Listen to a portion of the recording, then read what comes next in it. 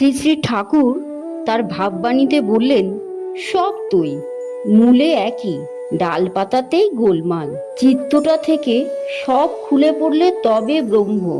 বাদ দিতে দিতে যা থাকে, যাকে আর বাদ দেওয়া যায় না, প্রত্যেকটাতে যে আমি, সেইটাই তাই।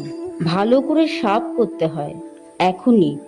দেখ, এই যে রাজা, সম্রাটের সাথে দেখা করতে হলে বুকে সাহস বেঁধে একদমে যদি তার কাছে যাওয়া যায় তো হয়, আর যদি চৌকিদার থেকে আরম্ভ করে একে একে যাওয়া যায় তবে এ জন্মে তো হবেই না, কত জন্ম চলে যাবে। ওই বরাবর যে দেখাটাই বরং জ্ঞান। দেখ, ওই উপযুক্ত না হলে অনেক সময় গলা ধাক্কা খেয়ে ফিরে আসতে হয়। উপযুক্ত জ্ঞানী হওয়া দরকার।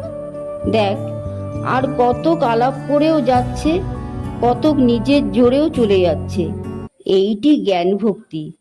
রাজাকে দেখা যেমন করেই হোক, জ্ঞানটাতে চাপলে বুকে খুব জোরের দরকার।